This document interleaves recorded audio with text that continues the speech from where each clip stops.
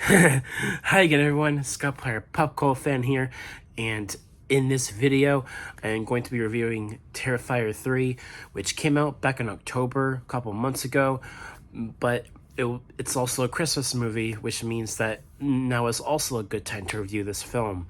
And let's go ahead and get into this. The first couple movies, like the one that came out, was it 2016 when the first film came out? I think so. And then the second film came out in 2022.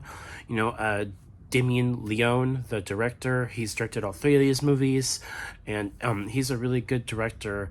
I really like the tone of this film. It feels a little bit more similar to the first film in regards to tone, and being a little bit more, not necessarily like tongue-in-cheek with the humor, but I mean, there isn't really any humor in this movie, actually, now that I think about it, except for like Victoria Hayes, like the possessed Victoria Hayes, Art's accomplice.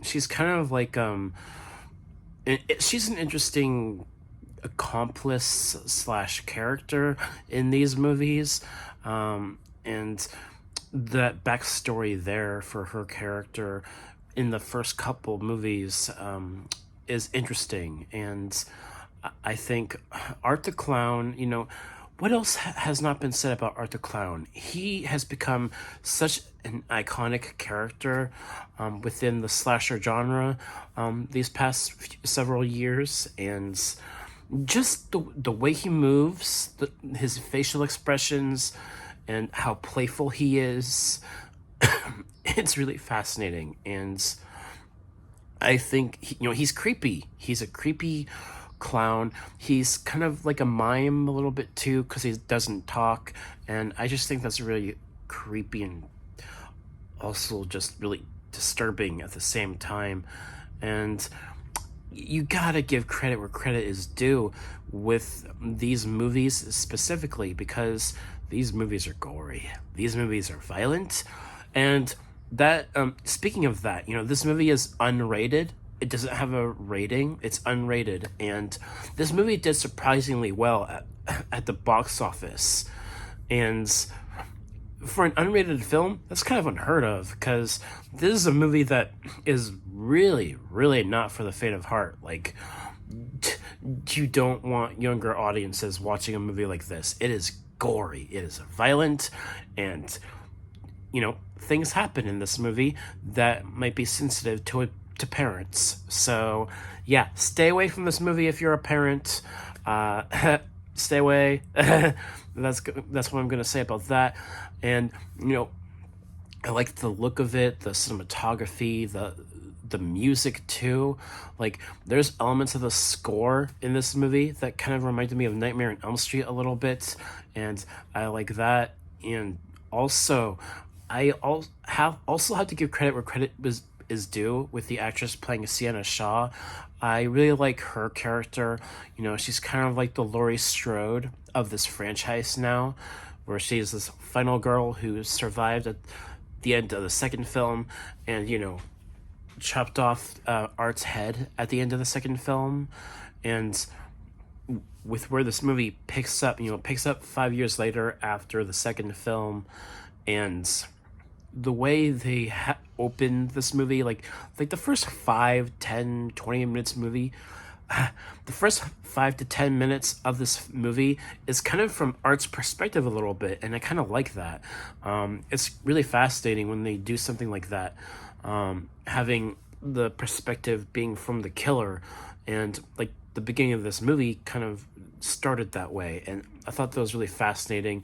Then there's this scene where at the beginning of the film where time is going by, and both Art and Victoria Hayes are sort of starting to decay a little bit as they're just sitting still, and then the 5 years go by. I think that was a really interesting way of showing that, and really fascinating.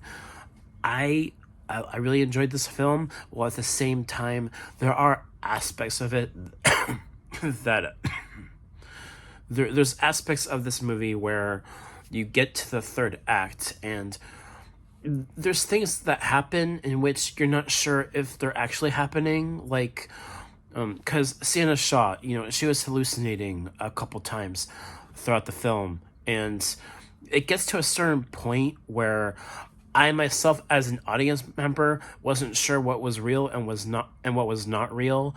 And by the time the third act is starts, like I thought that was gonna be a hallucination. It wasn't actually happening. Like I thought it was like in Sienna's head, but it actually, excuse me, it actually still was happening. And the way they tackle that, and kind of playing with the audience a little bit, in regards to what's real, what's not real. I think that's a really fascinating way of telling this story through Sienna's perspective, and how she is struggling. She's struggling with what's real and what's not real, because of the past events of the second film, which is really interesting. And yeah, there's things that happen in this movie that are really disturbing, and oh, yeah, this is not for younger audiences at all. This is for adults. If you're into creative, gory kills and slasher films, this is definitely for you. And I don't mind it. Like I love these kinds of movies, so I really liked it. And there's just there's some things about this movie that just sort of dock it a little bit for me, just in regards to like there's weird things going on with these characters, and it's like, okay, and it's disturbing, and it's just really like I don't even know how to describe it, because I like it, but at the same time, it just sort of a little bit confusing. Like there's elements of the story that's a little bit confusing and hard to follow.